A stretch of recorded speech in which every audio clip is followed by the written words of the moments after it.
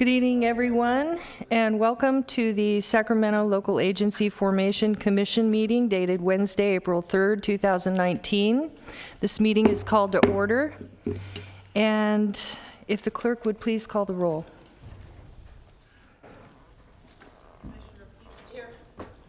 Commissioner Peters. Greenwood. Here. Frost. Here. Jones. Here. Little. Here. Aquino. Here. Thank you. We have a quorum. Okay, please rise and join me in the Pledge of Allegiance. Pledge allegiance to the flag of the United States of America and to the republic for which it stands, one nation under God, indivisible, with liberty and justice for all.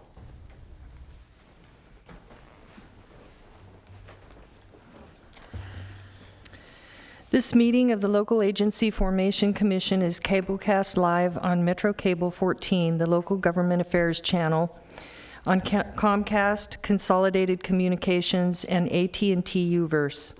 The meeting is also webcast at www.sacramentometrocable.tv.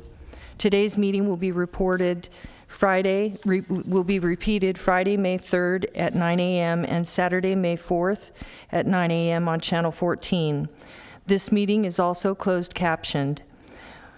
We ask that you please turn your cell phones and noise-making devices off. Speaker slips are located at the table in the back of the room and also in the front of the room. Please fill them out and hand them to the clerk, Diane Thorpe, if you would like to speak. Thank you. And at this time, we have public comment from the floor, and I do have one comment request for an item that is not on the agenda. Lynn Wheat.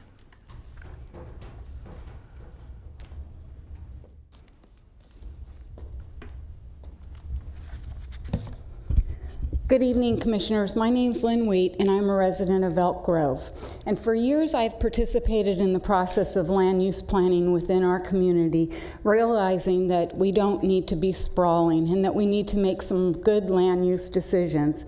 In 2013 and before that, I participated in the original application for the sphere of influence, in which our city wanted to basically do a land grab of 8,000 acres. That was a very lengthy process, and at that particular time, a group of people joined together and we built a coalition that we were able to oppose that, and to surprise of all, we were very successful, to the surprise of the developers and to the surprise of the environmentalists. Because at that particular meeting when it was denied, I almost went into shock, because I knew before I went into that meeting that there had been some discussion of compromising, and that night the developers and the environmentalists would get 2,500 acres instead of the 8,000 approved. And if I hadn't heard that with my own ears or read that documentation, I would not have ever believed that that's how our democracy and process here works.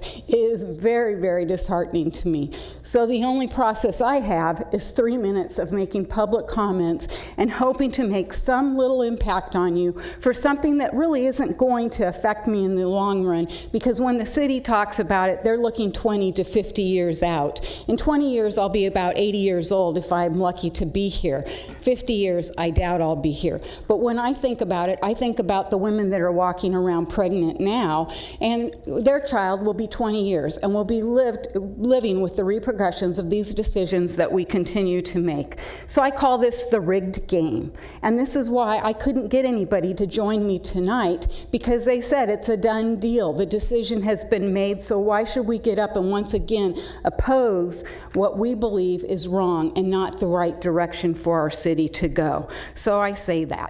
I say that too because now our city is looking at, when we look at their budget and what they're doing, they're looking at an opportunity fund. And I'm interested in what this opportunity fund reserve is going to be when we can't seem to get potholes filled and we're still $5 million behind. So the roads that you look at now, they're the best they're going to be in Elk Grove. And the traffic, it's the best that it's going to be.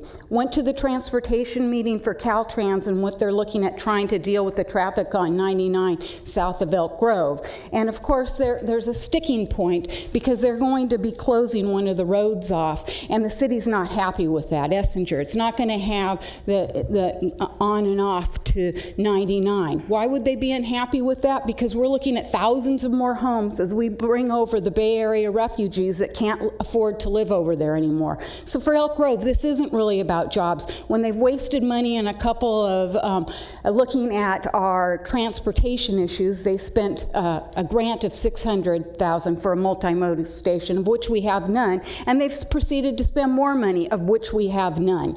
So we might say, okay, regionally this won't affect us. However, it will affect you if Elk Grove grows in the wrong direction and brings a bad rep to our whole region. So I'd like you to think of the past of Elk Grove, because once again they're going to be repeating it and making it very much into our present. And the transparency, I know my time's up, but nobody knew about this meeting, and our city manager did not announce it at the last council meeting. Instead, he said his administrative report was posted. As of last night, it was not posted. Thank you.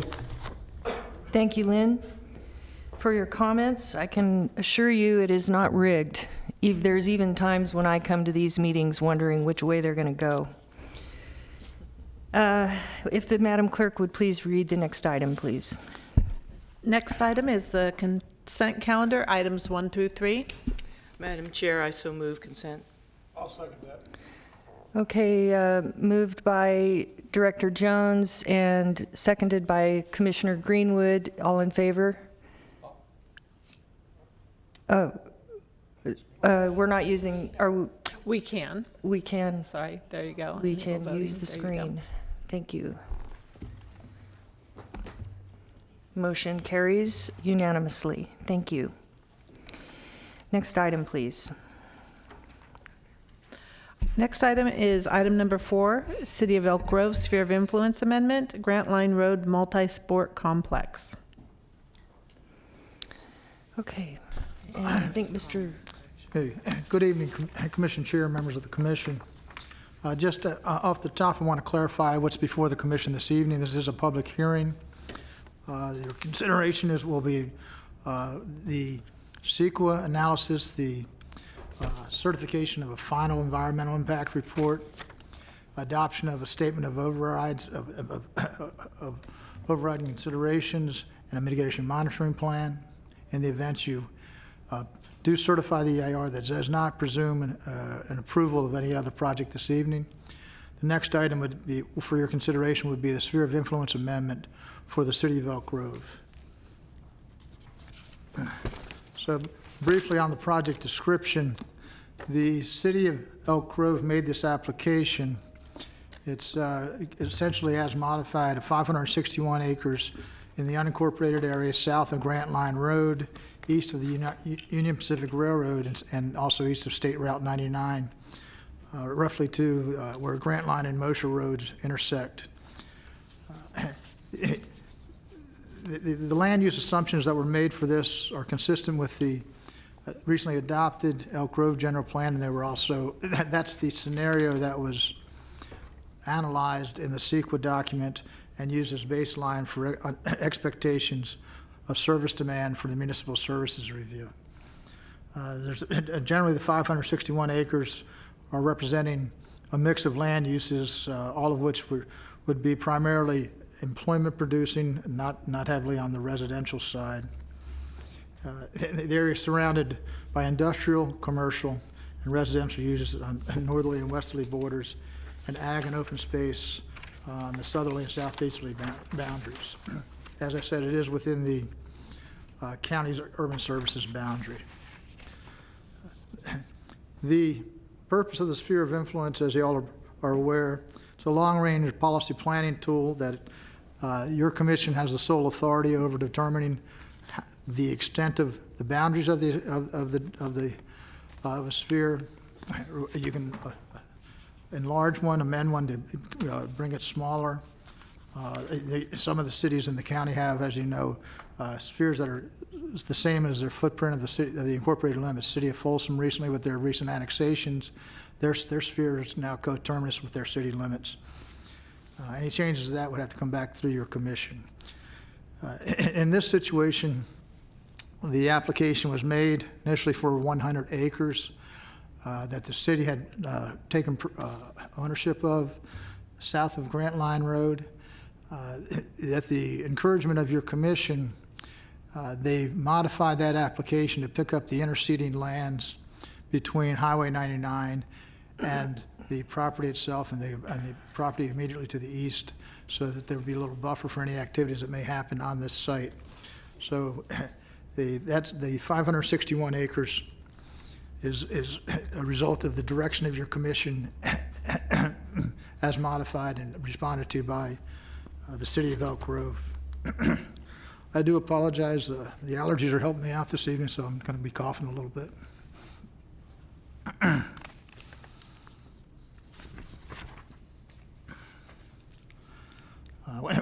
Within the your recent actions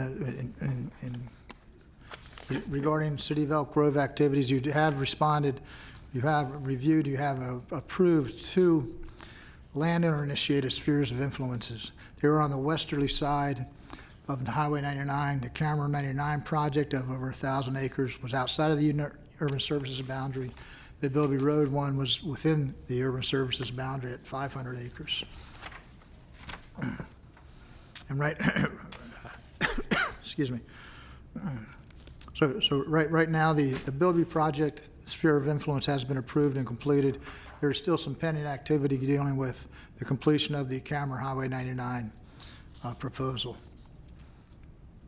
As I say, the driving purpose of the city's application is the concept of developing a regional multi-sport complex for youth soccer, amateur soccer, perhaps at some point, a higher level of soccer, but to also use it as a regional resource and a city asset for bringing activities, economic activities, and meeting an acknowledged service deficit, the service being the recreational services for youth soccer.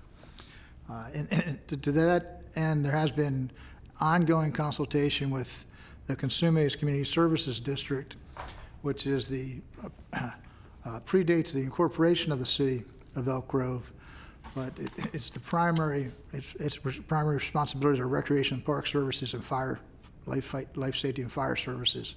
So they have worked with the city in determining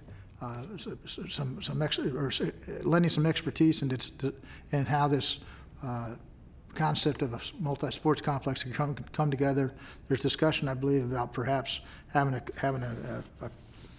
co-management arrangement, perhaps, where the district does the operations and the city does the funding to construct and what have you. This project is subject, as I said, to the environmental impact report. This was performed consistent with a memorandum of understanding between your commission and the City Council for Elk Grove to try to streamline somewhat, to avoid, I should say, duplication of seeker review, having an EIR done at your commission level, then again have to be accomplished at the city level. So we have the sphere of influence specific to LAFCo criteria and considerations, the EIR, and then also within that same EIR, the programmatic level, there's information that was going based upon the land use assumptions to enable the City of Elk Grove to carry that same CEQA analysis forward for their application, for their consideration of the pre-zoning, the financing phasing plans, the overall master planning that would have to occur for anything to happen prior to making application to annex and come back to your commission and annex. My recommendation is for approval of the proposal, certification of the EIR, adoption of the statement of overrides, mitigation monitoring plan, approval of the sphere of influence amendment, and acceptance of the municipal services review.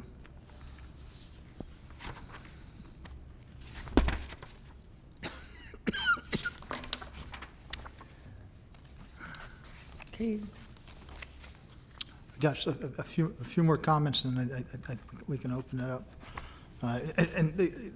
Again, this is to me And by criteria, looking at this through the prism of the adopted city general plan, the existence of the county urban services boundary, location, the municipal services review, your commission, local policies, procedures and guidelines, and applicable state law, Cortese Knox, and other elements of government code. It's consistent with all the criteria necessary. We haven't recommended the approval, or excuse me, the inclusion of conditions of project approval, including the mitigation monitoring program. We do have the mitigation monitoring program is inclusive of impact of mitigation measures for air quality, transportation, habitat preservation, ag preservation.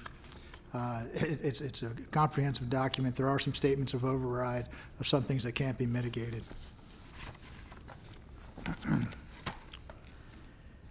There is one alternative. There was two alternatives that were analyzed in the EIR. One was a no project alternative, so just no action on and no changes. And the other would be a reduced size alternative that would bring it down to about 385 acres. It would just be the footprint of the city's proposed sports complex and the lands interceding between Highway 99 and the project site itself. That would accomplish some of what the goals of the city's application are. It would be somewhat environmentally superior in that it would have a smaller footprint. However, it would stop short of picking up any lands that adjacent on the easterly side of the project area for the sports complex that would benefit from inclusion in the sphere for being able to be actively participating with the city in any kind of comprehensive planning for use on site. Do keep in mind that the sphere does not transfer any land use authority. The unincorporated area is still governed by the County Board of Supervisors. The city's authority to have land use determinations would not occur until there was a change in jurisdiction. That's with the annexation. And going through the municipal service review, real quickly, a couple of issues that were brought up from the public were concerns about, and this is in the South County, it's a long-standing concern, is the stability of groundwater. Right now, this area is within the service area, as defined by the urban services boundary of the Sacramento County Water Agency. It's not within their a service zone, so any change, they would be the logical provider because of the need for treated water. And any changes to that service boundary, the creation of a new service zone, would be subject to approval of the County Board of Supervisors. It's within the service area, the sphere of influence, not the service area, the sphere of influence of Sacramento Area Sewer District and Sacramento Regional County Sanitation District. Their sphere of influence is coterminous with the USB also. So in the event an annexation were to be proposed, that would entail annexation to both of those districts. That would be subject to the oversight and consideration of your commission. It's already within the service area for both Consumes Parks and Consumes Fire, so there'd be coordination necessary down the road between the city and the fire component, fire department of the Consumes CSD for placement of services as needed. The CSD actually did provide a letter of support for the proposal.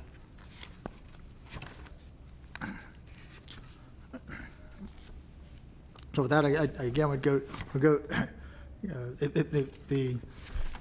A key element of application of all the analysis that your commission has to go through with the municipal services review and the various criteria for sphere amendment.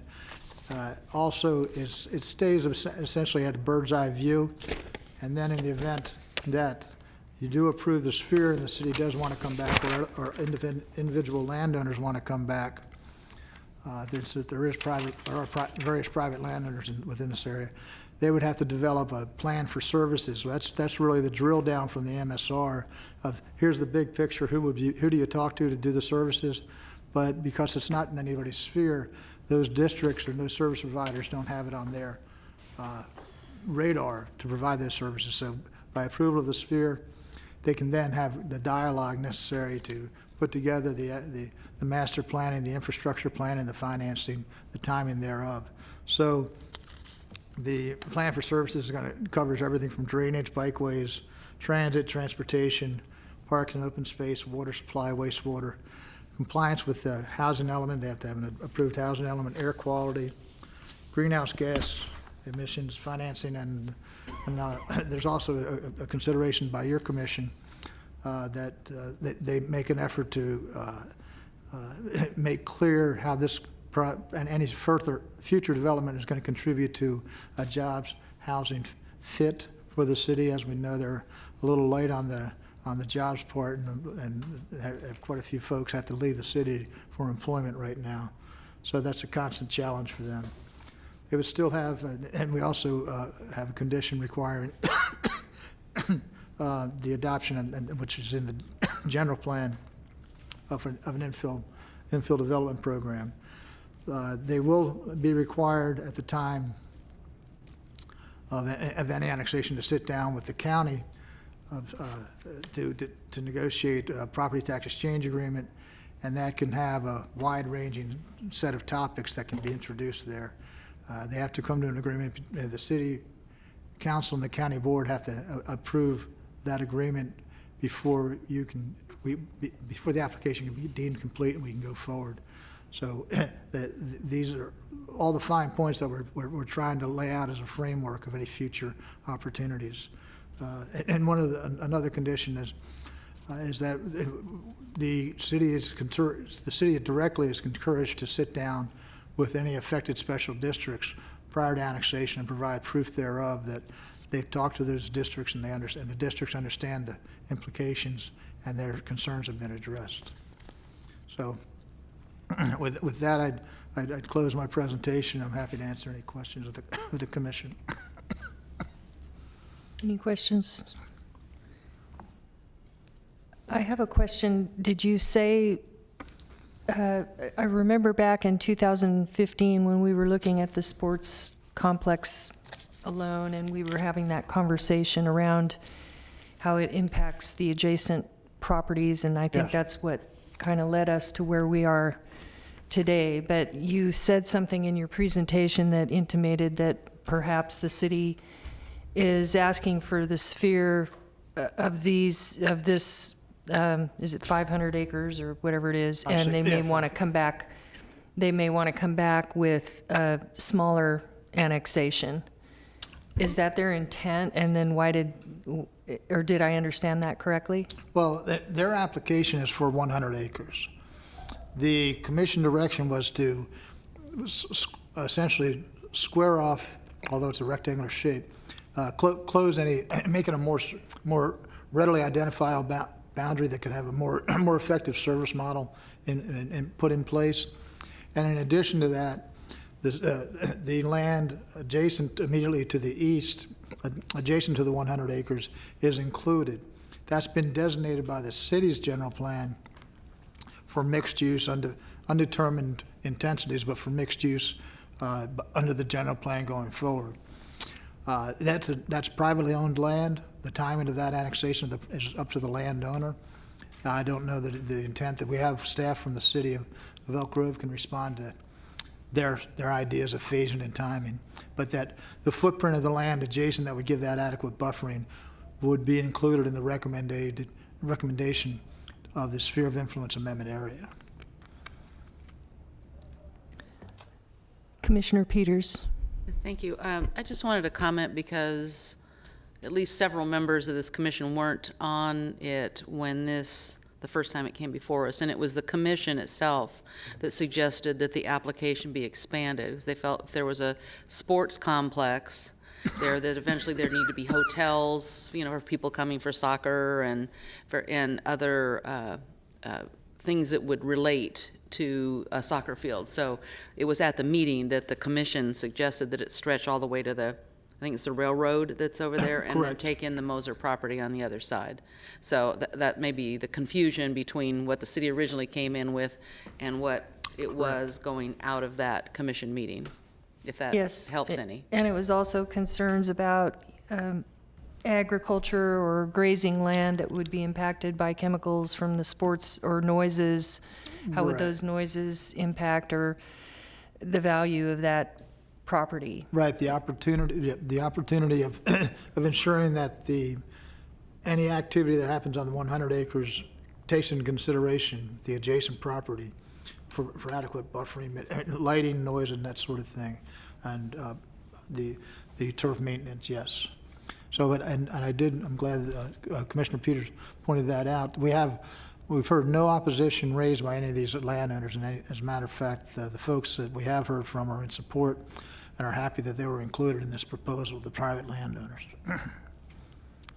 Are they, but that brings me back to my question, is the intent of the city to have that dialogue with them all the way through and include them in their master plan and annex them and include them with along, or are they going to leave them behind when they go? I think it's probably more appropriate that we allow city staff to respond to that. They have a presentation this evening as well. Okay, we can wait for that. Commissioner Greenwood? Yeah, if I may, on the report that we were given on page 5 and 6 under executive officer analysis, and particularly the analysis of agricultural lands within the proposed SOI boundary. On page 6, the second paragraph, it says, I'm not going to read the whole thing, but it says basically the only logical and orderly way for the city to grow is along its southern and southeastern boundaries. As a result, growth in this direction impacts prime farmland of statewide importance and habitat areas. It seems to me that may be an area of potential dissension. It's definitely a point of sensitivity. It's fine, I think because this area, it does have, the project itself does have some land of statewide importance, soils of statewide importance, as well as local importance, not prime ag of the project area itself. There's prime ag in the vicinity and adjacent to it. So what we have proposed with mitigation measures are ag preservation. If an acre of ag land is taken out of production, then an acre is going to be preserved of equal value as proximate as feasible. We have the same kind of language relative to the any kind of habitat implications. One of the threshold questions about where should the, if you will, urban footprint of the county itself stop, that was really hammered out with the 1993 county general plan, and then reaffirmed in the most recent general plan that has the urban services boundary that encompasses the southerly boundary of this proposal. So it's within the urban services boundary. It has the municipal service providers proximate to where it is. So we have the mitigation measures in recognition of that inevitable ag pressures. There's nowhere to go to the north for the city. The county has developed is developing the vineyard-specific plan, so those lands are largely spoken for. The city of Sacramento is adjacent also to the northwest, and the lands going further east get more sensitive. So that's really this is kind of it's kind of like you're squeezing the tube, and this is where the most give is. And the mitigation measures are in place or recommended for mitigation. Yes, I remember I was on the commission too, and that was all, and we made that recommendation. My only concern though is that, we're not, by doing that, we're not creating something we don't want it to happen. I'm not sure I could understand everything you said, but I understand. Apologize. More concisely, the city's original application was substantially larger, went down to the Consumes floodplain, took in a lot of prime agricultural lands. That application, ultimately, your staff recommendation was to reduce that footprint down, pull it out of the floodplains. There were still some prime ag lands of consideration. This proposal does not have the same order of magnitude of prime ag implications. and the lands that are they're of statewide importance would be mitigated 1-to-1. Is that true also of habitat? Yes. Okay. Okay, I think that answers my question. Thank you. Any other questions right now? Not now. I just, Do we- who are the speakers tonight on this? Is City of Elk Grove, is the county going to speak? We have Leanne Moffett is available for the commission. We have Christopher Jordan from the City of Elk Grove, and we have the author of the environmental impact report, Matthew Gerken, is here as well. Okay, thank you. Maybe we can proceed with those folks reporting in. I would suggest we start with with Matthew just to give the Okay. commission the overview of the CEQA work that was done. Okay.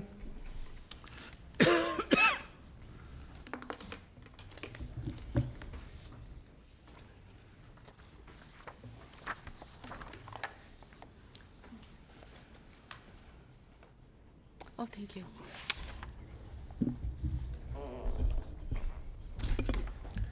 Yeah. Thank you, Don.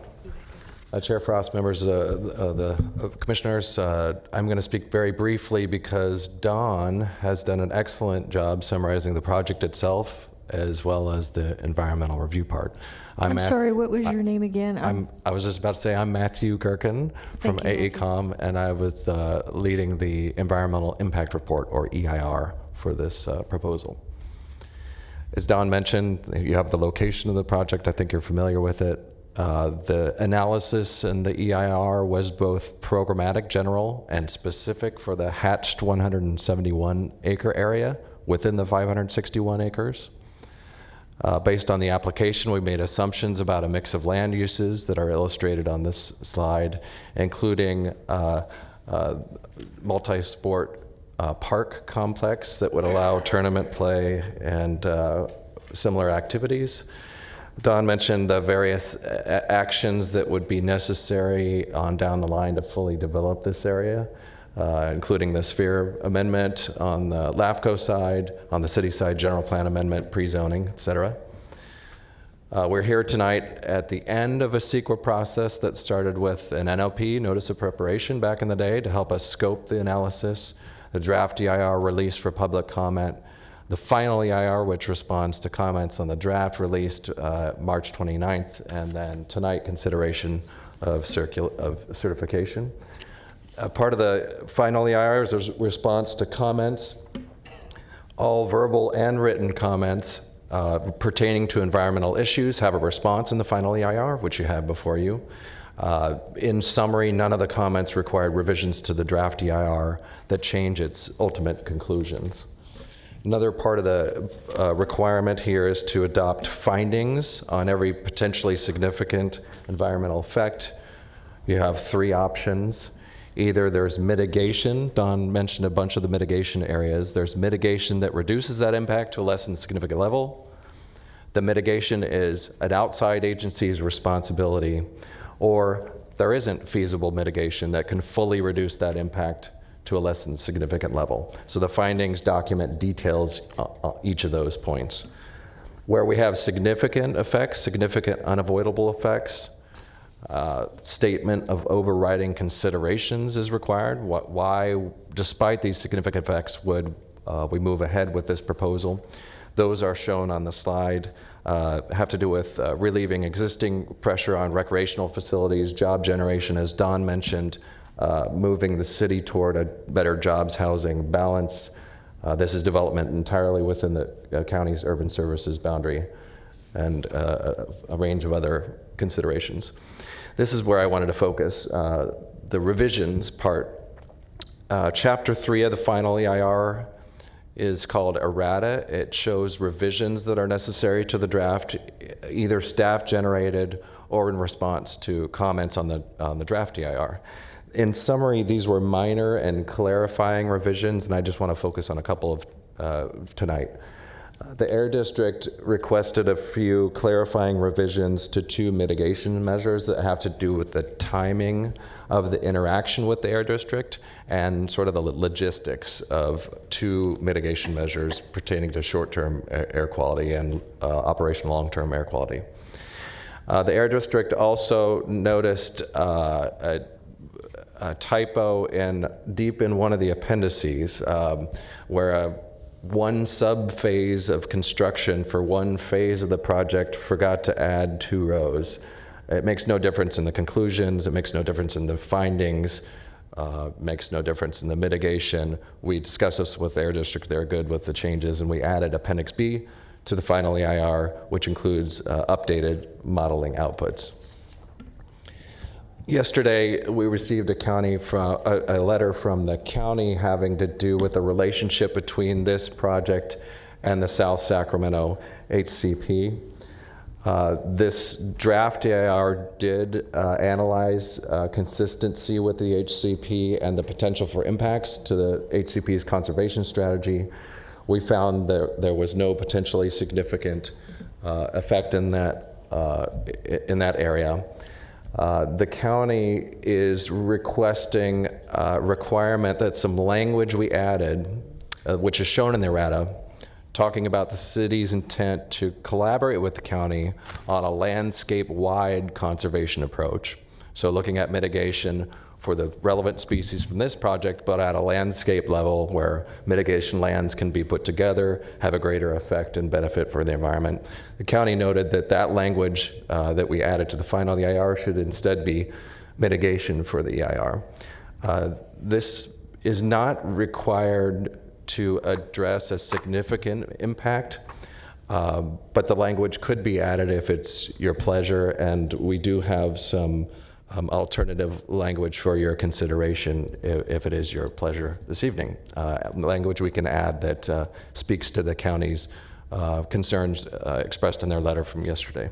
Could you tell us what page the errata is on? I didn't find it.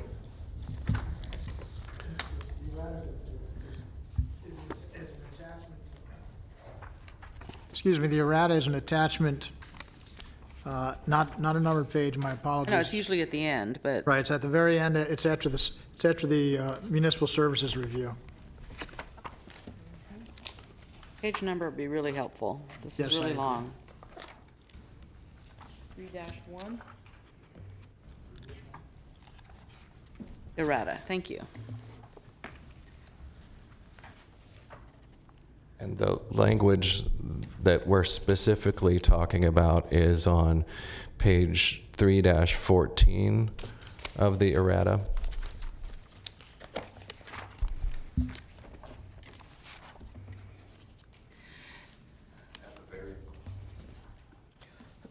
At the very bottom.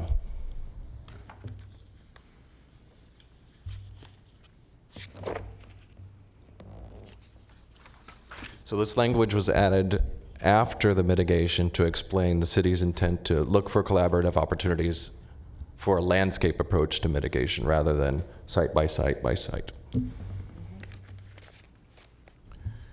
And the county's request is that instead of this language being added after the mitigation, it be added as mitigation. And as I said, we have... What's the difference between the... Right, that's a great question. After the CIR is certified, assuming that it's certified tonight, the only thing that lives on is the Mitigation Monitoring Reporting Program, the MMRP. Right. And staff on both sides, both agencies, walks through that Mitigation Monitoring Reporting Program, checks off as each thing is accomplished. So that's the difference between language added to the EIR that explains the context of impacts, et cetera, and something that lives on after the EIR that creates requirements for different agency and private actor actions. So this being in the errata, it would not be a contract of any kind. It would, what would cause someone to look at that? It's a statement of the intent, an expression of the intent to, I think CJ, Christopher might want to elaborate on this topic as well. I was looking for a neutral party to break it down for us. Okay. Technically, there wouldn't be anything that requires somebody to look back at that language and check off that it's been implemented. However, the intent was to express the philosophy by which mitigation will be implemented by saying, yes, county, we agree. If there are opportunities to look at mitigation for this project in a way that helps the HCP's conservation strategy, we should and will do that. Well, then what would be the problem with moving that in so it's right there? I'm not here to tell you there is a problem with that. County Council has a comment. I think that we've been working behind the scenes to incorporate the language in. So I think that's with Don and the city, when their presentations will tell you how we think we've solved this problem. Okay. I'll look forward to that. Yeah, there we go.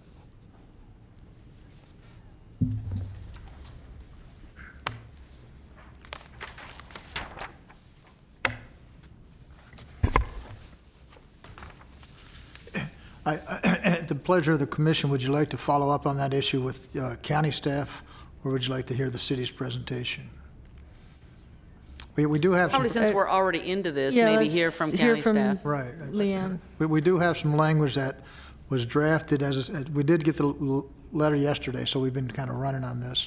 And we do have some revised language to the same mitigation measure, 3.5-3C. So it would be memorialized within the mitigation monitoring plan. And that's language that the city of Elk Grove and I believe the county of Sacramento are comfortable with. So with that, perhaps Leanne can talk a little bit about the HCP. I'm sorry, Don, you're saying you've already drafted language? And Yes, then yes. where is it? Well, it's In this master, I don't find a 3.1 anything. 3.5-3C, I can't find either. okay. I go from 3.09 to 4. If, I'm going to pass it to you right now. I have it Oh, drafted. great.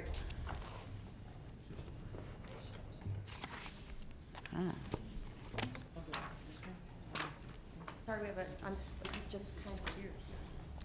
We had a couple of lawyer comments, so I'm just going to make those and hand it to you. Sorry.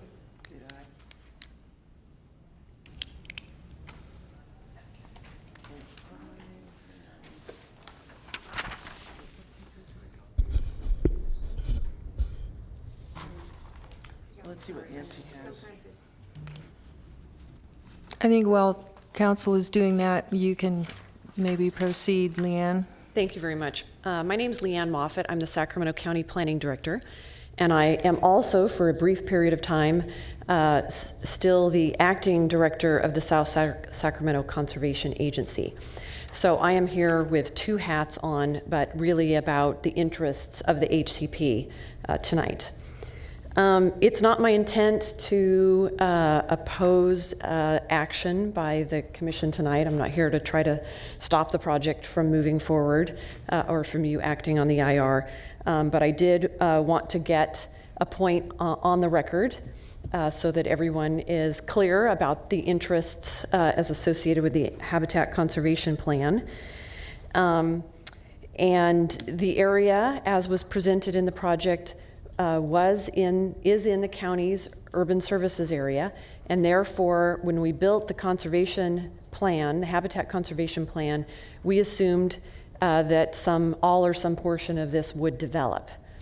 And the Habitat Conservation Plan is it's a land type plan. It's not really a species by species mitigation plan, so it has a little bit different construct, which is, I think, a little bit of the confusion when it comes to the way this EIR is built, because EIRs for projects, like in a city, are built on a species approach, and the HCP is built on a land cover type and habitat approach.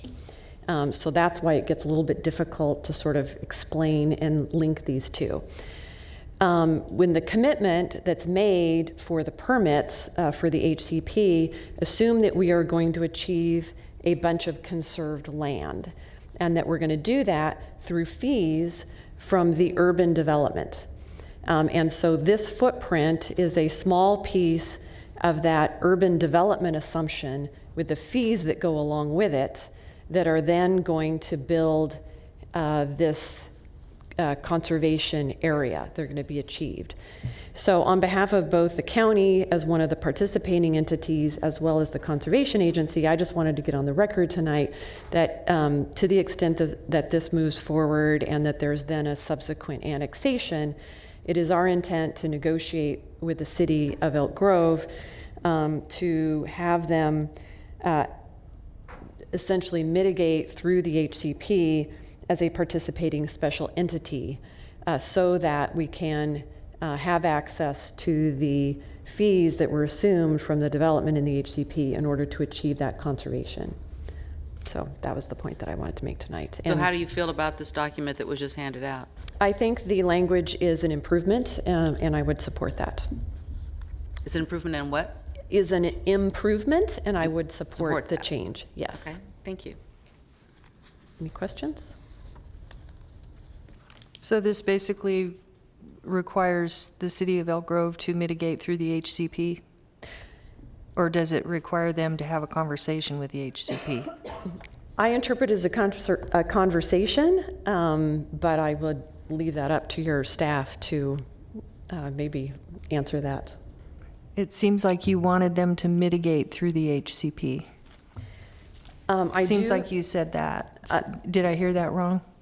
That would be the county and the conservation agency's intent, and given where this CEQA document is in the process and where you are tonight, I think there is an opportunity to do that as part of the annexation process. I see, okay. Any other questions for Leanne? Thank you, Leanne. I think the city of Elk Grove. Right, just, so you have the language that has been signed off by and endorsed by the commission staff, the city, and the county. We do have city staff, Christopher Jordan from the city manager's office with the presentation on behalf of the city of Elk Grove if we want to move forward. Is everyone ready to move forward? I'm ready. Mm-hmm. Yes, please. Cable, can we have the next PowerPoint, please? Good evening, Madam Chair, Commissioners. I'm Christopher Jordan. I'm the Director of Strategic Planning and Innovation for the City of Elk Grove and our project manager for this activity. I will go through a little bit on some of the history which you've touched on this evening with your staff and your CEQA consultant, our CEQA consultant a little bit. We'll talk in a little more detail on some of the design efforts and where we are with financing of the facility. I will touch briefly on dovetail in with what Matthew's done on the CEQA side. There's a few pieces we'd like to highlight there. We'll talk briefly about our relationship with our now completed general plan updates and then lead you with some next steps for your consideration. As you're aware from taking a look at the materials your staff has provided to you, this project for us has a number of objectives. We look at this as an opportunity for training and tournament facilities, for sport field play within the city and for surrounding areas, really the whole South County area. The intent here is to complement existing facilities that exist in the community. Our intent is not to overtake or replace facilities, particularly that our partner agency, Consume the CSD, provides. It's really more to complement those, particularly on the training and tournament side. And in that realm, looking at relieving those facilities and what the sports groups go through in terms of their utilization of those facilities and the conflicts that can create. When you start looking at tournament facilities, they need multiple field spaces to do this, and ultimately you need multiple facilities under the current arrangement of the local and community parks that CSD provides. So there's an opportunity here with this facility to provide a centralized location, teams to be at all day, have a centralized location for those tournaments and operations of those tournaments and their training. A lot's been going on with this project over the years. Just to touch on it briefly, yes, we did start looking at this in concert or at the request of a group that was looking at some potential professional soccer component. That interest has fallen off. But the broader interest of this from a city perspective as a tournament facility has remained throughout the project. So you'll see some pivoting that'll occur, and I'll show some graphics about that in a few minutes. But that really is the core element here, is these training components. So we have multiple recreational competitive leagues within the city. Several thousand kids play in our recreational and competitive sport leagues that are within the community in all ranges of sports, soccer, lacrosse, cricket, rugby, you sort of name it from a long field perspective. There's some sort of league in the city or in the surrounding county area that is undertaking those sports. So having facilities for them we feel is important to rounding off the services that our community has available to them. We've also heard interest from the county fair in a location that's not Cal Expo for them, so we've had discussions over the years with them about that and opportunities this facility could have. And ultimately start looking at the space needs of all these components. What does that end up looking like from an acreage perspective? You start putting all these pieces together. So as we were going through this, this is in about the 2013-2014 timeframe, we started looking for a facility site that would be about 50 to 150 acres, depending on how much of these components we're able to incorporate. Obviously, we're looking for a willing seller, willing buyer configuration. We're not looking at any eminent domain components. This is not something we're trying to force down a process. Really, we want to try to create some sort of partnership opportunity with a site selection. Fiscal considerations are important. We don't want to be paying above market value for something in those sort of circumstances. So we look at available sites that have the right pricing. And then we also need to look and analyze sites in comparison to surrounding neighborhoods. You don't want to stick a large facility like this in the middle of a residential neighborhood, or say in our rural area where the infrastructure is just not set up to accommodate this. Environmental considerations are also important. We don't want to be taking over a big wetland area or vernal pool complex in order to put something like this in. Again, that willing seller and the price components are something we look at. So a number of sites were looked at, and ultimately we focused in on this property along the Grant Line Road corridor for a number of reasons. One, it's adjacent to the existing city, so from an annexation component, there is an opportunity there. You're along Grant Line, which is the alignment of the Capital Southeast Connector, and there's a number of roadway improvements that have been started and are going to be moving forward over the next couple of years to widen Grant Line from a 2-lane facility out to its ultimate 8-lane configuration along this frontage. So great access opportunity. You're also proximate to Highway 99 and a number of other areas in the south area that have these roadway connections. At about 100 acres or so in size, it was in the acreage range that we were looking for. We had a willing seller configuration there, and we had a fair market value that we identified. Proximity to services, water and sewer are proximate to the site. There's some extension of those services to get onto the property. Your staff mentioned coordination with those agencies, and then ultimately on the sewer side, the annexation needed to happen. So we've started having some of those conversations with those agencies, and so far they've been positive. We're not immediately adjoining to residential subdivisions. You'll see on this exhibit that to the north, essentially, there are residential subdivisions there in the East Elk Grove specific plan area. Not immediately adjacent, though. They're proximate, and that's something we would look at from a site design perspective. There are existing residences on either side of us that are ranch sites. We intend to work and will work with those property owners to address any compatibility concerns they may have going forward. And then, of course, we are here tonight looking at the sphere of influence amendment, and the ultimate annexation will come later. So with those in mind, we purchased the property in August of 2014. After that, we started conversations with your staff. I'll go through this quickly because we've talked about it a little bit, or you have so far this evening, but that started in the fall of 2014, sort of assessing, is it an individual SOI application? Is it a larger area? That question came to you in February of 2015, as you're recalling, and based upon your feedback at that meeting, we've added the adjoining sites that's configured to the maps you have in your packet. Just to highlight real briefly, in case you hear from property owners this evening, these are the properties that are included. You see the city property there in the middle, parcel ending 009. On either side of us, we have the Kendrick property and the Mosier property. We've had positive conversations with both of those throughout this process. Further south is the Cypress Abbey property. This is a number of properties, a portion of which are actually zoned under the county for industrial already. So we're building off of those as part of the land plan that you have. And then behind us is the Mann property, and we've had conversations with them through the early design process and some opportunities with the facility design that they may desire to be part of. Again, here's just for context, the 580 acres or so site, and you can see again the surrounding and the context with Highway 99 there a little bit to the west. From a design process, we started an effort in earnest in December of 2014 to start coming up with some conceptual layouts of what this could look like and start fitting all these pieces in. How would the 100 acres lay out? I won't go into too much detail or spend much time on this because we've moved away from this layout.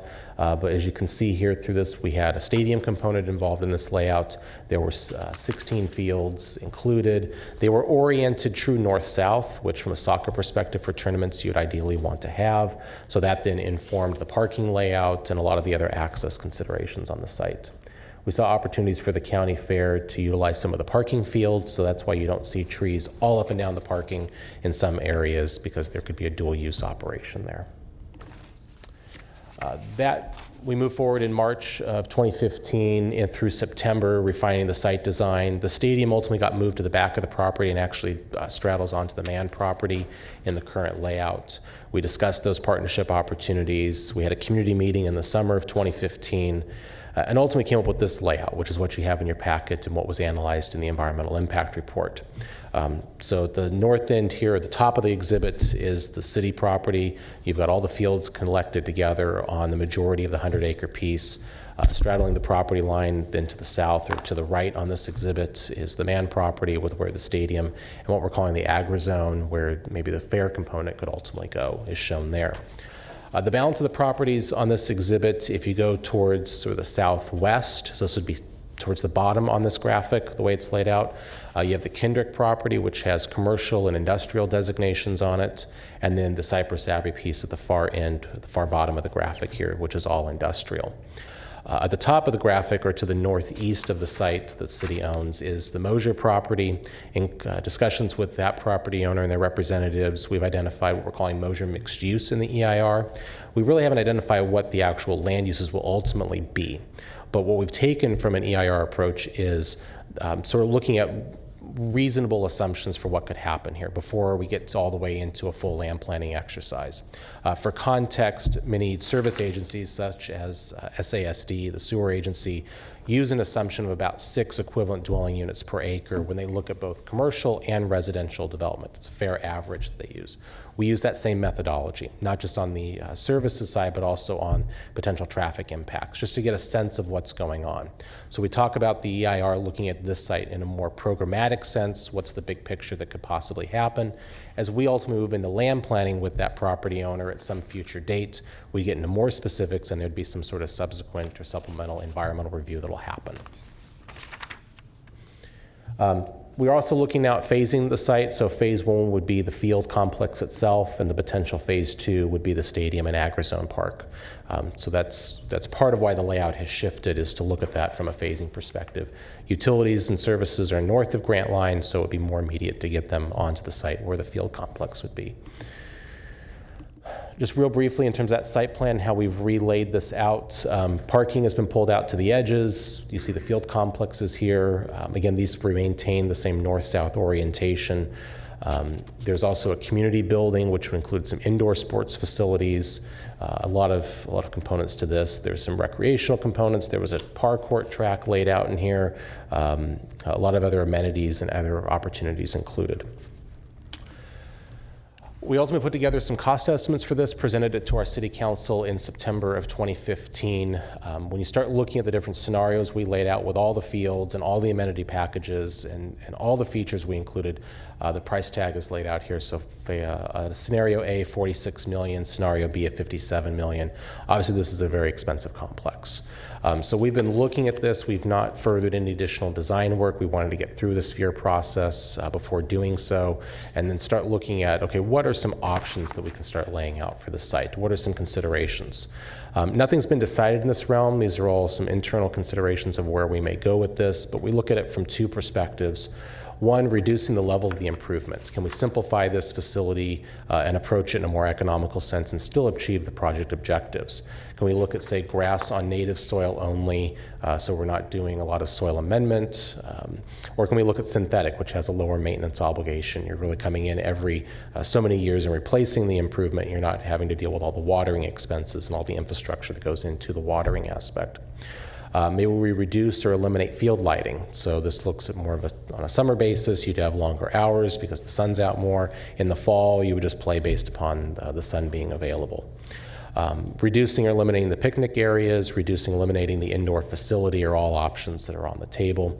Also on the table, or maybe reducing the project size. Maybe we take it to a 50-acre facility and maybe have more flexibility in how we lay out the fields. If it's just one big grass field, we can stripe it for maybe a major tournament on the north-south axis.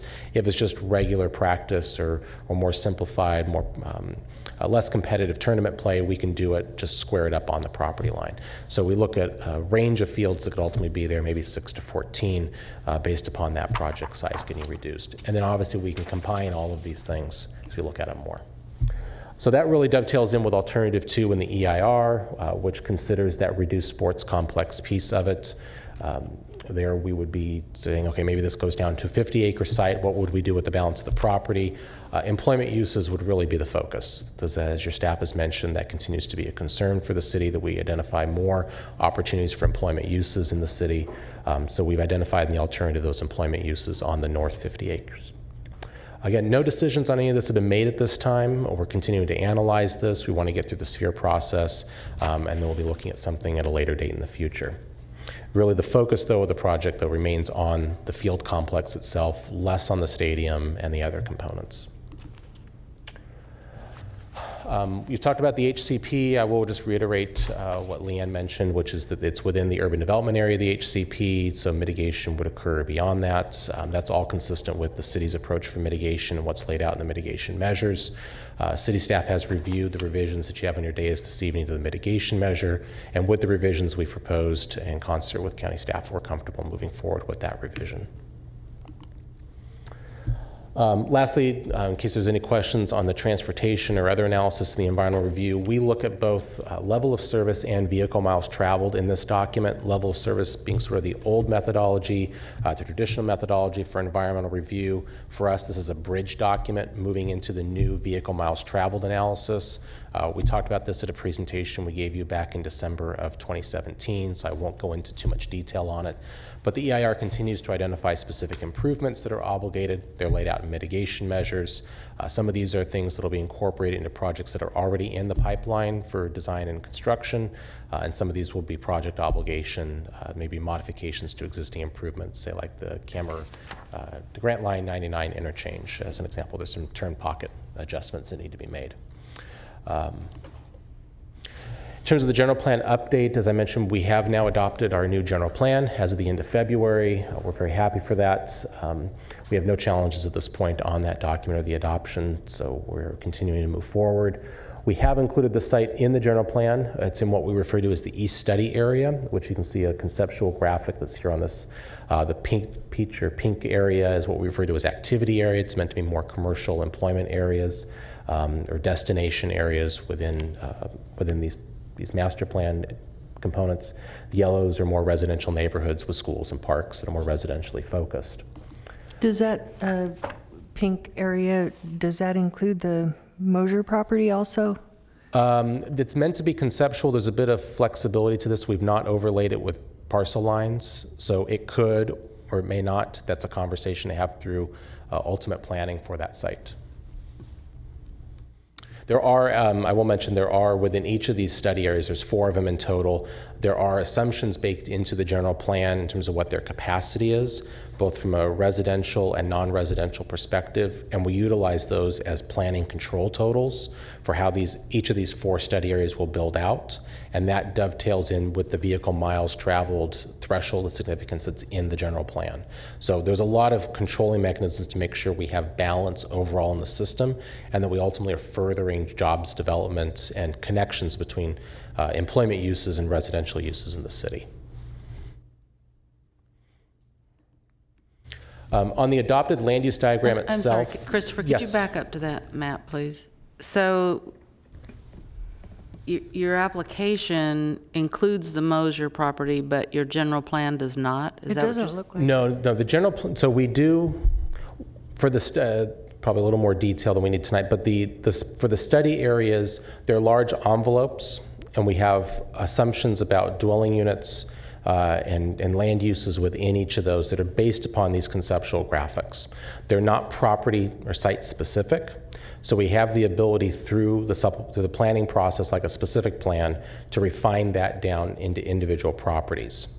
So whether the Mosier property is in the pink area or the yellow area, or it's in a little bit of both, that's something that gets worked out through the specific plan process. But when we look at the entire Grant Line corridor, everything from the railroad tracks up to the existing city limits just past Freeman, that area is looked at as in the totality of this is what we have from a maximum capacity standpoint. I think where you're sort of going, maybe where the confusion is, what's ultimately the land use on the Mosier property? I can't give you that answer tonight. I'm going to have to defer that and what the vision is for the property owner to the representative who is here this evening and may choose to answer that. Yeah, I'm just confused about why it's in the application, your application, but you're not including it in the general plan update, because it seems like you'd plan it at the same time as you would the rest of those properties, since they're all in your application? I think from a land use perspective, everything from our property back to the railroad tracks, there's some logic there that these be employment. You've got access to the railroad, there's industrial opportunity, as you mentioned earlier, commercial opportunity and the synergy with the sports complex itself, so some retail uses there may make sense. In terms of beyond that site, what ultimately happens through the rest of that corridor, that needs a subsequent planning process. And we've not gotten there for those properties yet. So the property owner would then have to come in, how would that relate to you if they want to develop that property? What would they need to do, given they're not in your general plan? So any property that's in that case, and let me actually go ahead a slide to give you a better sense here. So this is the adopted land use diagram. The gray areas are the study areas. So I'll just sort of point to this particular graphic. So you see here the west study area, the south study area, east, which is where this SOI application is located. Could you enlarge that map, Metro Cable or Diane? So we can't read it. Okay. We'd like to read it. Diane, can you do that? Yeah. Metro Cable?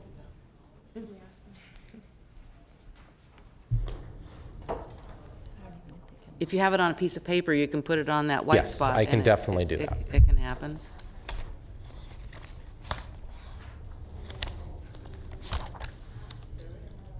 That's helpful too. Yeah, that's what he's doing. That's what he's doing. Yeah.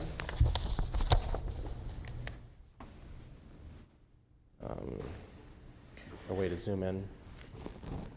Let me see if I've got a bigger one. I just don't think you're going to see it.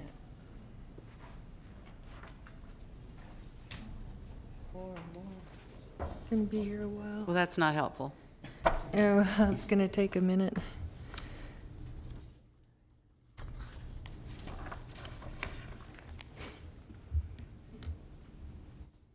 Okay. How close can we get on that? That's what they're doing it. Okay, now we There can you go. read. Well, Oh, yeah, that's what we There. want. Okay. just take it down just a hair.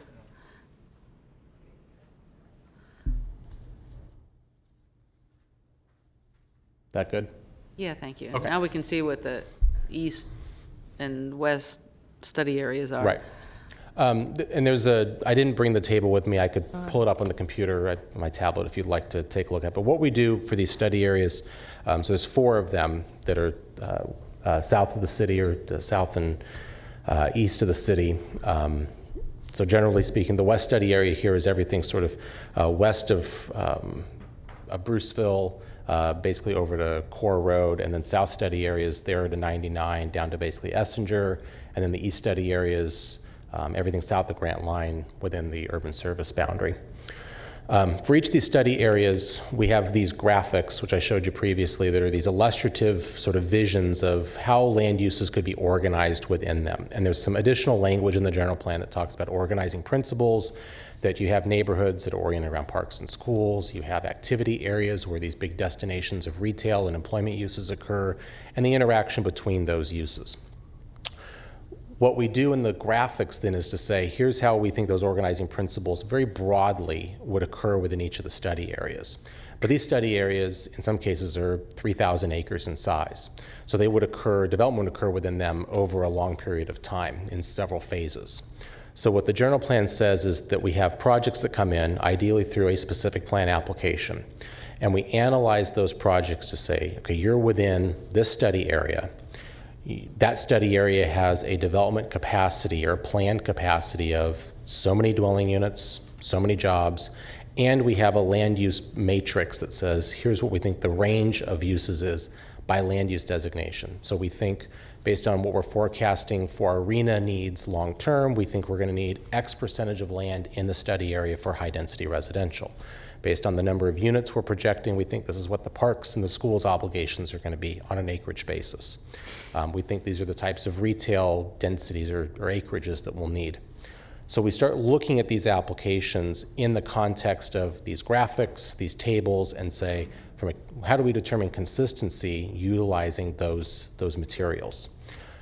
In one instance, we've gone a little bit further, which is this application. And in the land use map, which you see here, not only do we have this within the East Study area, but we've also layered in the land uses from the EIR, from our application to you here. So you'll see the pale green that's up here inside the circle. That's the city sports complex property. Then you have the Kendrick property with the commercial and the light industrial. And then you have Cypress Abbey with the light and heavy industrial. Behind here is the Mann property with more agricultural designation. Just beyond that, back into the gray area, is where the Mosier property would be. And it's because we've had those conversations with the property owner. We've said, okay, what should we be including? And they've said, we don't know what our land plan application to the city will look like. We're okay with where the general plan has broadly taken the corridor, but we need to work that out in more detail. We've said, okay, we've heard this ought to be in the SOI application. We need to put something into the environmental document to give it context. So let's use the 6 equivalent dwelling units per acre as the basis for the analysis. So when you start getting into what does this mean for the property owner, they will need to come to us and have a conversation about land uses. We will need to get into a specific plan or other sort of master planning exercise, work out those details, and that would then come forward ultimately to you as an annexation application. Does that help? That is your intention? That's how we're seeing for that property, yes. For the other properties, it could be that they come in together with sports complex. It could be one package thing. We may even have answers at that point on the Mosier property, and it's all tied in together. I can't say for certain that's what's going to happen. We'd certainly intend to do that if that made sense. But it's also entirely possible we'd have a phased annexation. It could be the city property comes in first, then maybe Kendrick and Cypress Abbey behind it. It may be that Mann never comes in. I just don't know sitting here today or standing here today exactly what that phasing would look like. Chair. So you think the East Study area, that whole piece that goes up to the, I guess it goes east, it's the East Study area, that goes out to the city line, that'll come in one piece at a time, or it might all come in together? Our hope is that you'll see logical pieces come in. And outside of this application, there would be another, at least one more sphere application for that corridor to bring it in first, before annexation was ever considered. We don't know what the timing of that is. I believe the rep for the Mosier property also works with some of the other property owners. He may be able to answer that conversation for you in his comments. Ultimately, the general plan tries to get to, sort of in concert with where LAFCo policy is, what are reasonable blocks of land and having them come forward as a master plan project. To sort of give you an example, Bilby Ridge, which you considered and approved the SOI back in August. It'd be the city's intent, based on our general plan, that that would be one specific plan application for the entire thing that would come forward as one annexation application to the city. There's multiple property owners involved there, so I can't give you a firm commitment that's exactly what's going to happen, but based on the general plan policy, that would be our desire and intent. Thank you. Commissioner Jones. Thank you. Good evening, Mr. Jordan. One is a point of information here. Can you please move that slide so that I can see what the gray area is designated on, is designated as? So it's still just a study area open. Correct, yes. And the purpose of, and then my comment would be the purpose of an SOI application is to, as stated in our staff report, to enable all the agencies and jurisdictions in the area to be able to focus down on exactly what you're speaking to in the future, correct? That's exactly correct. So our intent with the general plan was to say, here's big picture what we see the vision, so that when applicants are submitting their applications to us, they have some context of what the city's expectation is. That initiates the master planning process, and then we would sit down with those agencies and have those conversations of, okay, this is where we think we're going, what do services look like, how would we provide, what adjustments do we need to make, and start working out all those details before it ever came back to this body. Okay. All right, if we could go back to the slide deck real briefly. So I sort of mentioned this a little bit broadly in terms of the general plan and all the study areas, but specific to this application, next steps that we're looking at, there's a updated to the master plan for Sac County Water Agency that would need to happen. We have started that process with them. We are underway. We're starting to work through the assumptions and the modeling that would take to go and get that completed. We are, of course, as I mentioned, continuing to study the design of the facility and what the financing options look like and how we could ultimately deliver this in some form, meeting the core objectives. We have started conversations with the county on the tax sharing agreement. We have had conversations very preliminarily on the mitigation side relative to the HCP. We'll continue those conversations before coming back to you. We will prepare now for the pre-zoning with the City Council and start moving forward on that as we work through these other details. Once all of this then is identified and we've met all of the conditions of approval that your commission would lay out for us, as well as any of the other mitigation measures that are applicable at the time of annexation, we would then submit the formal application to you. As I mentioned a minute ago, ideally this would be one application. I can't give you a commitment that it would be that way. We could certainly have the city application being one piece, because that's the level of infrastructure and that we've gotten to in terms of working out those details, and then it may be something for the balance of the properties that occurs at another point in time.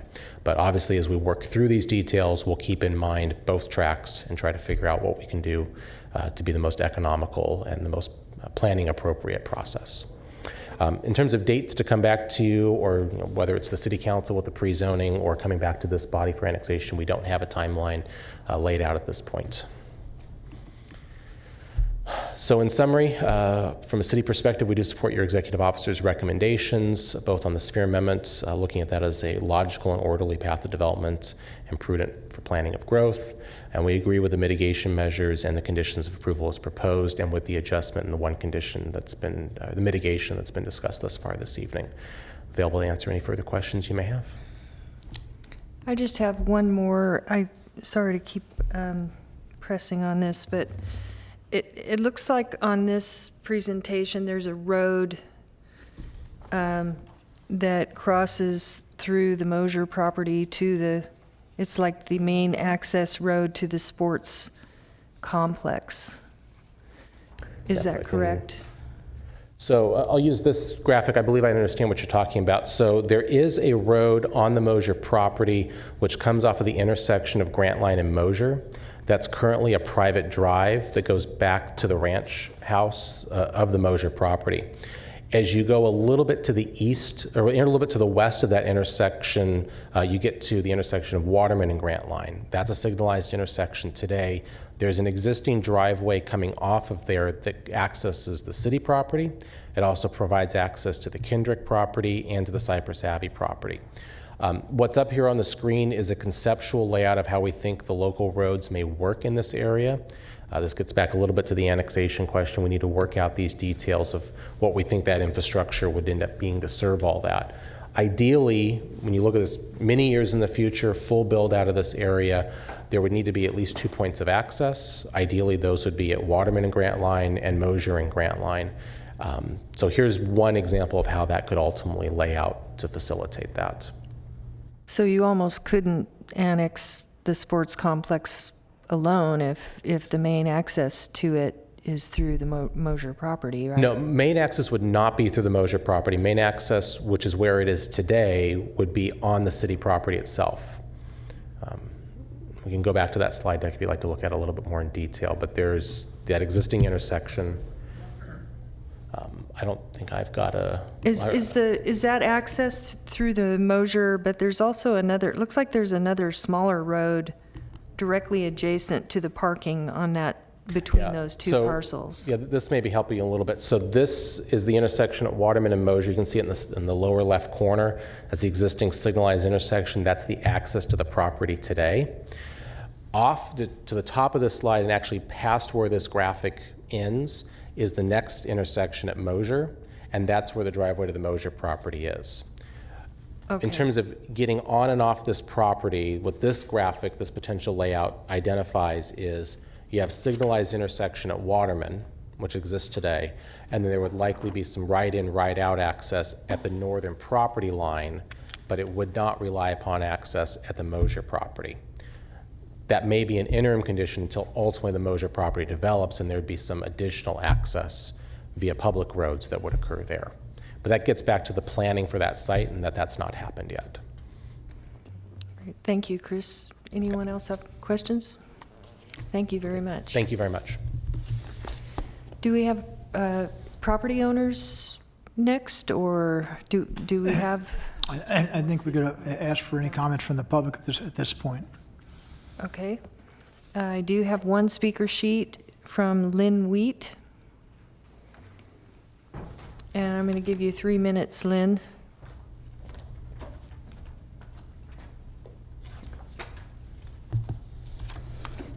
Thank you for the opportunity to speak. I'm going to just take from the city general plan one of their policies.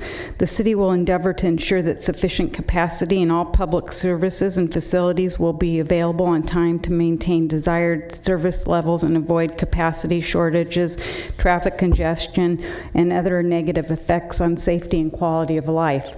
Well, with their general plan update that we adopted, we decided emergency services could have a 7-minute response time, so they've delayed the response time by a minute, which is concerning to me as somebody in the medical profession.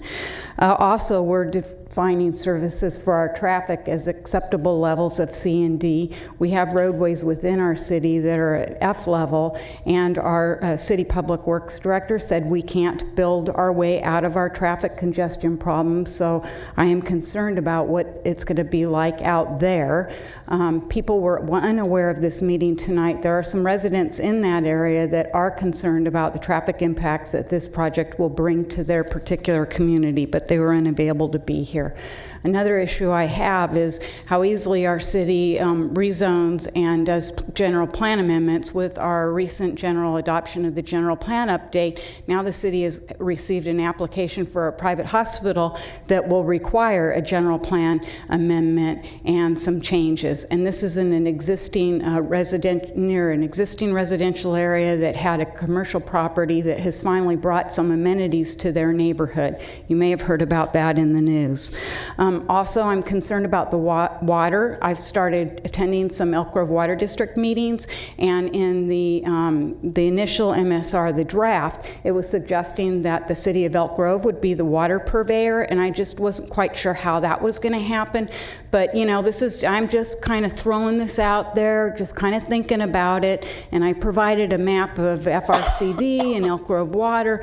I'm just wondering if maybe Elk Grove Water District and the city of Elk Grove are going to somehow look at trying to become those the water district. Or I know Elk Grove Water District doesn't have the bonding capacity, so I'm just wondering if this new opportunity fund that the city wants to build, if that's going to be a way for them to bond and that they would become the water owner, and then Elk Grove Water District would just run that.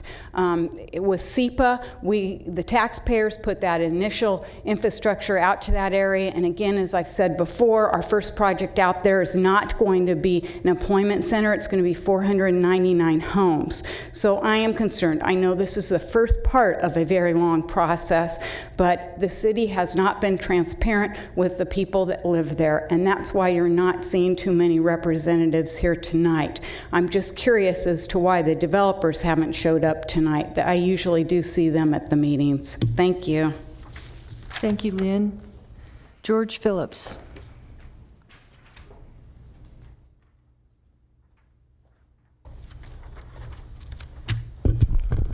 Madam Chair, members of the Commission, good evening. George Phillips on behalf of the Mosher family and the Mosher Ranch. Thank you very much for the conversation this evening. It's been very interesting because it's some of the questions you've been raising obviously have been a concern to us.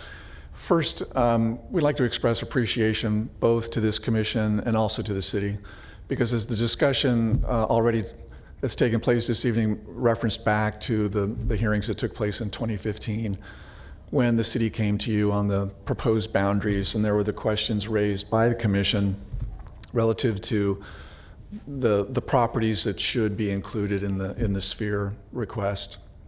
And as you recall, the commission did suggest that a more comprehensive look be taken and that the adjacent properties be included in the sphere. And we appreciate the city taking that suggestion and direction to heart and modifying their proposal, and that's being analyzed, and that's what's been analyzed in their EIR, so we're most appreciative. And I think that that decision, that direction made perfect sense from a public policy perspective and a land use perspective, because a sphere of influence is supposed to reflect what ultimately should be an ultimate boundary of a city.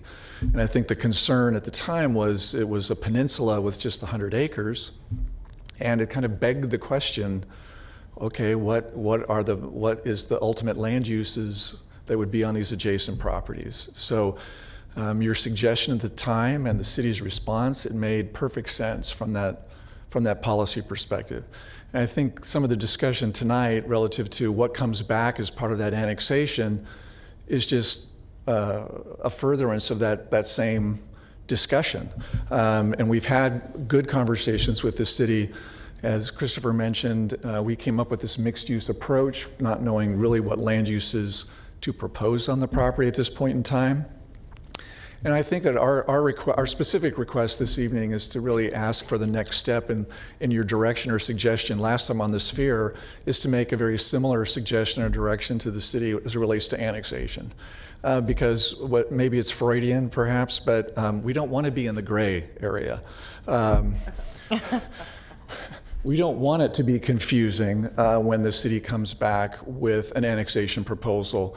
This is obviously an extraordinary use. It's a destination use that the city is proposing. Obviously, it's going to be a tremendous amenity for the residents of Elk Grove and really the region.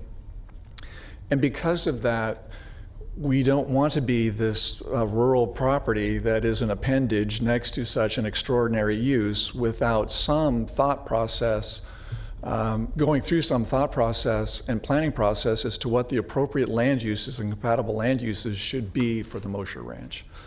And so our request is that we will work with the city on potential land uses for the site, so those compatibility issues are worked through. But our request of the commission is really to encourage the city, direct the city to the extent you can, that when you see an annexation proposal come back from the city, that it be a comprehensive one that shows the land uses over the entire sphere area and not be selective and leaving certain pieces out. because it does make all the sense in the world, again, from public policy and a land use perspective, to take that comprehensive look when it comes to annexation. He represents the landowner, so. Happy to answer any questions you might have. Any, Mr. Phillips represents the landowner. Anyone? Yes. So your comment is directed towards Mr. Jordan when he was saying he would bring in one piece at a time, and you're suggesting that would not be the best way to go about it? Yeah, my concern is that there was also language in the staff report that talked about the annexation potentially could be of just the sports complex, and that there could be later applications from landowners for annexation. That's what we're trying to avoid. You can imagine being left in the unincorporated area as it relates to an annexation, those land use issues left up in the air, and those land use issues not being answered, and the annexation taking place, and then we're in the county still for who knows how long. Those compatibility issues are not resolved. And this commission doesn't have a clear picture then from a public policy and land use perspective as to what that corridor, at least as it relates to from the Mosher property to the freeway, is going to look like and how it's going to be developed. So what authority does LAFCo have to do that? Your commission has no land use authority, and I think what is being recommended is the exercise of private property rights. There is an opportunity for cooperation between the adjacent property and the city in a comprehensive planning exercise. I don't know that it's appropriate. I defer to council that your commission direct decisions that would drive land use outcomes. I think that might be an overreach on the part of your commission. You're a little hard to understand because of your throat lozenge. Okay. I think it might be a bit of an overreach in that your commission has no land use authority. What to me the speaker is representing is discussing is it's a fundamental land use right. The individual has a right of application in the event that the lands are brought into the sphere of influence. They can work with the city to address how they want to have their properties interface and have a comprehensive annexation program together. All of these landowners in the area, in the event the sphere is improved, have that right of use, that right of land use and self-determination. I don't believe your commission's in a position to mandate that certain properties come in relation to other properties that are not, on behalf of the ownership interest. Okay, so we can strongly suggest. I think you could put it in the record that it's a good idea, and that's what we discuss throughout the report. That the idea is comprehensive. The sphere lays the groundwork for comprehensive infrastructure planning, financing, and what have you. And generally speaking, you don't want to build plumbing for one parcel. You want to do it. You want to be able to loop the pipes, and share the cost. However, that you can design a project with limited infrastructure in place to support that project development, and you can have those pipes sized in anticipation of picking up other service requirements. So there are things that your commission is charged with looking at efficiencies of service, orderly growth, preservation of ag lands, which we've discussed all those matters this evening. So I think this is an opportunity through your earlier commissioned encouragement that the city was responsive to expand the footprint of the sphere to allow the lands most likely to be impacted by any development of the city's fee title 100 acres to be in the mix. And with including those lands within the sphere, they're in the mix and they can work. It's not unusual for folks to put together annexation agreements. The project before you last month was multiple landowners that came together to work comprehensively on the handle annexation of the city of Sacramento. And you may recall they each had complementary financing plans, infrastructure financing plans. So that was a result of encouragement by your commission, your policies of having a comprehensive phased development program to support the annexation. a similar concept is appropriate here, but I do, notwithstanding the areas of responsibility and authority for your commission, land use is not one of them. And I think just to elaborate our request, it's really just hearing kind of LAFCO setting an expectation of what you'd like to see when it comes back. Really, that's what it's about. And I would leave you just with one request as well, and that is you're Melba Mosier, the matriarch of this family. This property's been in the family almost 100 years.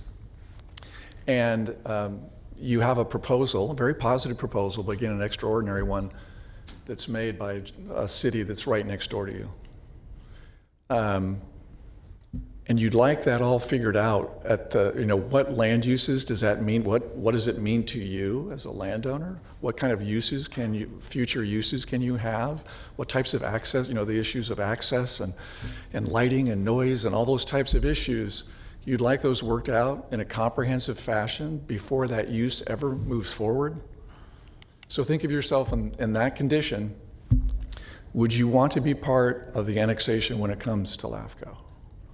And I'll just leave you with that question. I think the answer to that question is you would want to be included in that annexation because you would want all those issues addressed and resolved prior to this extraordinary and very special use moving forward. Thank you. Did you have a question? I'll just have comments when we're done. Okay, thank you very much, George. I do not have any other speakers at this time, so now we'll go back to deliberation from the commissioners, I guess, unless you have more. I have no further comments. Happy to answer any questions. Council has some input for us. I just want to point your attention, given the past, the discussion. You have to talk into the microphone, we can't hear you. Sorry, I'm sorry.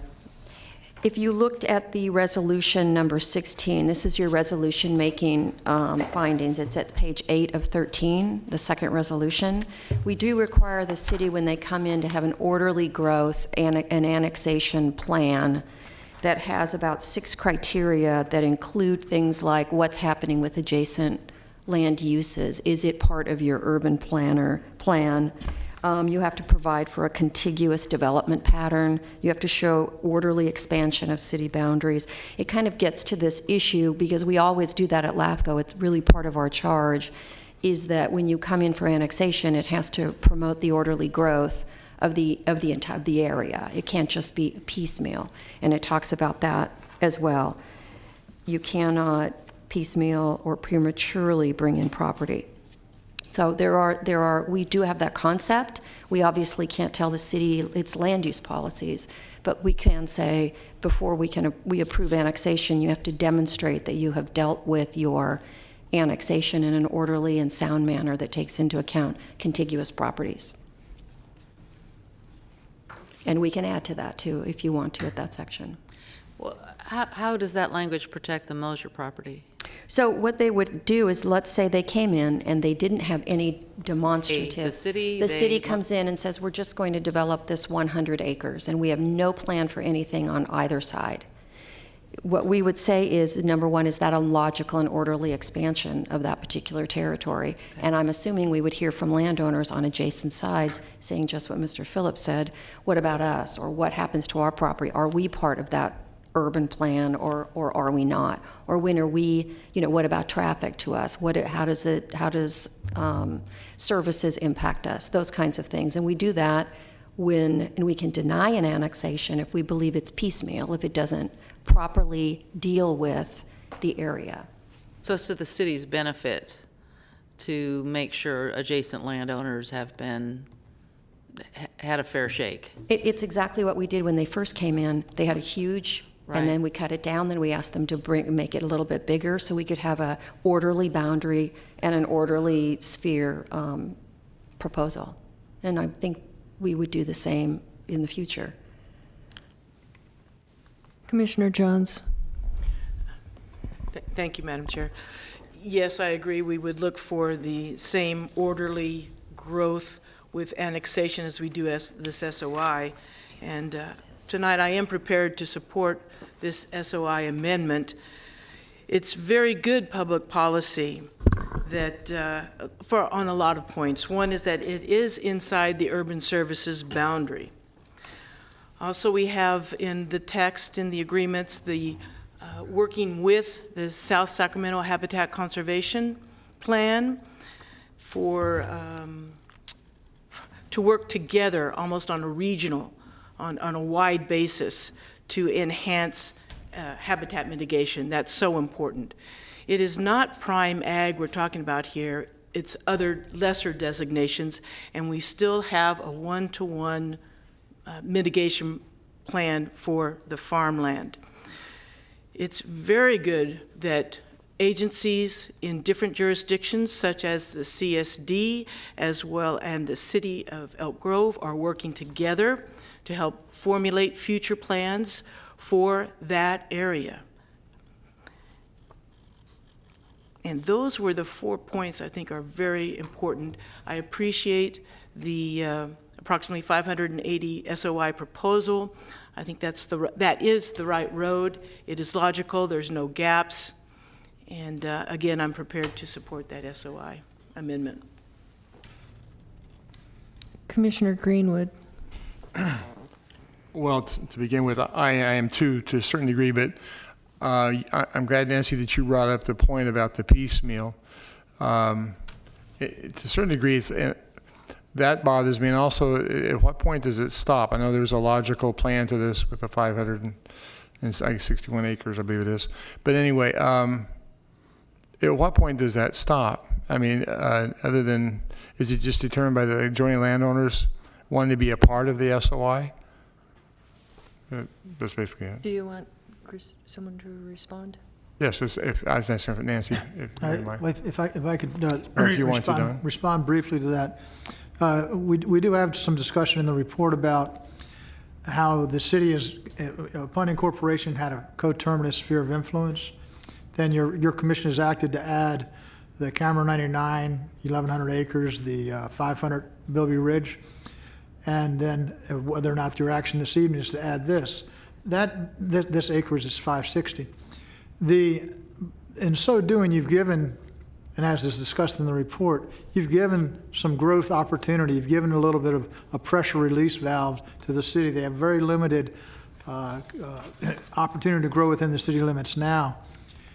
Between the market conditions and the rate the rate of development, I think it's reasonable that the commission could make the point that here's an opportunity for the city to develop a track record for new growth, expand its own city limits in those areas by you've got essentially 2,000 acres to exercise oversight with, and until that track record is established, I think your commission could be comfortable in not anticipating supporting future changes to the sphere in a serial fashion. So this expansion, that, if I understand it correctly, came about after the whatever year that was, we did the recommendation. Right. Yes. And it came from the landowners themselves coming forward saying, look, I want to be included in that? Or did... Essentially, the city's application came first on the 100 acres. I understand that. We then had independent landowners' application, the Cameron 99, came behind that. And then when that was about midstream, the Bilby Ridge, which was within the USB surrounded, came in. So each one of these was incremental and cumulative. So you went from having a zero sphere, a coterminous sphere of influence, to a sphere of influence that could essentially have, give or take, 2,000 acres of opportunity for the city to exercise some oversight, some master planning, some growth in a measured fashion. So when does it end? Obviously it ends when your commission says it's over.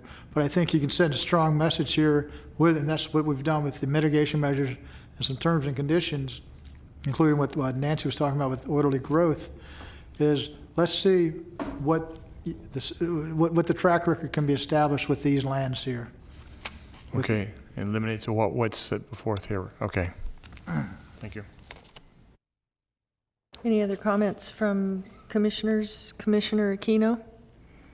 I'll just make a comment based on 4 years on the school board. I understand that this commission doesn't have land use authority, but nothing fires people up more than lighted fields. And if this sports complex is to be kind of a regional draw and have some sort of economic impact, my guess is the city will end up having lighted fields. And so I do think that keeping in consideration how that affects neighboring properties will be important.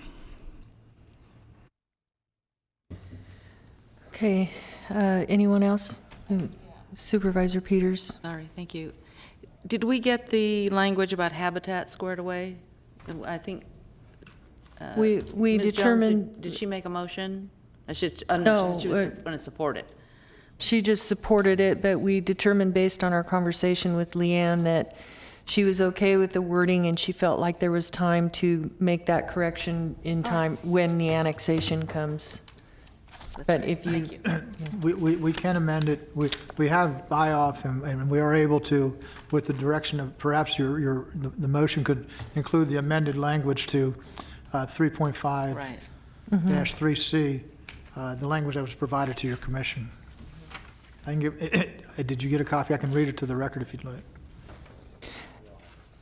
you can make a motion. I just have a couple comments after you do. Oh, okay, thank you. Well, Madam Chair, I'd like to move the SOI amendment before us, including the added language for implementation, the City of Elk Grove Swanson Hawks Foraging Habitat Mitigation Program 3.5-3C. With the additions So- made by council. Right, is it possible It's a physical to piece. ask, is it possible to ask them to work with the Habitat Conservation, the HCP? We're planning on, with this addition, is adding it into a mitigation, adding it into a mitigation measure, so it will be part of the requirement of the project, so yes. Okay, so And is that? just for the record, that'll go in at page Very first. 63 of the resolution, as well as page 16. 3-14. Commissioner Correct. Little? Are you?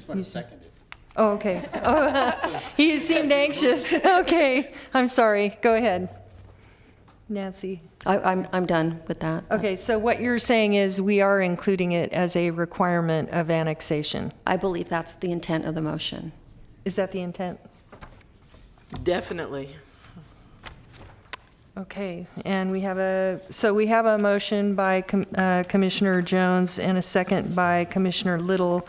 I just want to add that my comments are, I remember this in 2015. I was on the LAFCo board at that time, and I remember us having a lot of conversations around that peninsula of land and the possible when in annexing it, how it might impact the adjacent properties. And so this application is really a kind of a direct response to what we asked for, and I felt really comfortable when I saw it. In fact, I think I called Don and said, this is what we were asking them for. So we really appreciate that. I'm excited about the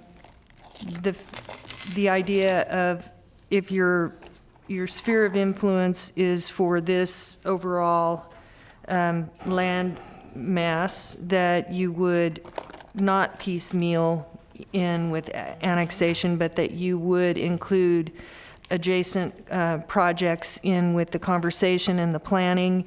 And I remember us having those conversations around the light and the noise and chemicals on the grass and how that might impact agricultural land if the wind blows, and how that whole complex might impact land values depending on what they do with that land. And I remember us having a conversation around that whatever is directly adjacent to this project is kind of a buffer to whatever happens next on the other side. And I believe, if my memory serves, and that was like 4 years ago, there were properties, is Mosier east, did you say? I'm not good at east-west, but east of Mosier, there were properties that wanted to ultimately develop in time, which means Mosier is the buffer between them. And so whatever you do there impacts them, with Mosier impacts them. And so it's really important how that goes into your plan. And I kind of feel like you're lucky that Mosier wants to be a part of the plan, because if they were just fighting it, that might make it harder to come up with some great solutions. We did have some public comment about emergency response times and all those important things, and I know that will be handled when when you're working your way through all of this. So those I'm going to also support it, and I'm happy with the amended motion. And so with that, will everyone please vote? Just to be clear, you're voting on both resolutions at the same time. Thank you. Okay, yes, and do you want to restate those So quickly? we already or- passed it. Okay, everyone knows we voted on both of them. Okay. All right, Motion 6-0 pass. Thank you. thank you very much. And with that, if the clerk will read the next item, please. The next item is the questions, announcements from staff and commissioners. Just real quickly, for the benefit of the commission, we did attend, staff and I, Diane and I did attend the LAFCo staff workshop in April in San Jose. Found it to be a very effective use of time. Both of us participated on panels to provide information. It's a statewide affair, and I thought it was well attended, and we appreciate the support of the commission to allow us to go to attend that. Okay. And do any of the commissioners have any comments? Okay, with that, we have a closed session item regarding public employment and conference with labor negotiator. And so we are adjourning to closed session. We will be returning to an open session after closed session. So with that, we are adjourned. It will, according to the agenda, that's what it says.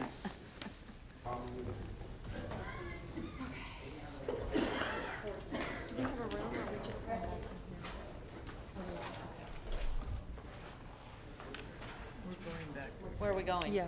We're just going to go back and if that's okay. Yeah, everyone. Yeah, that's fine. That's perfect. Okay, I guess we are back in session, and if our council would please report out on closed session.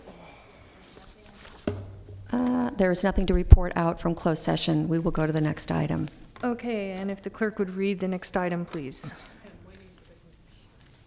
For the computer to catch up. Okay, hold on, sorry.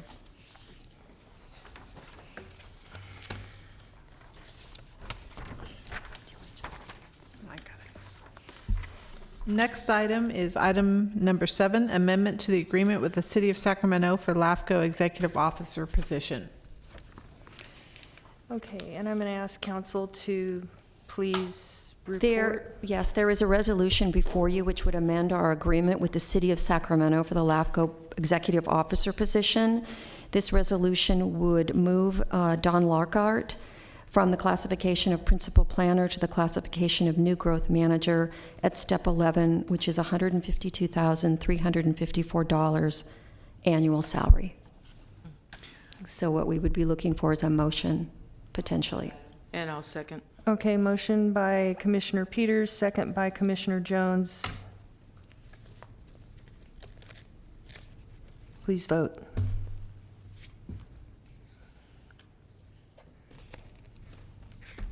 Unanimous. Congratulations, Mr. Lockhart, for a job well done. Thank you very much, commissioners. And with that, this meeting, unless anyone has anything, this meeting is adjourned. Yeah, they'll be mad.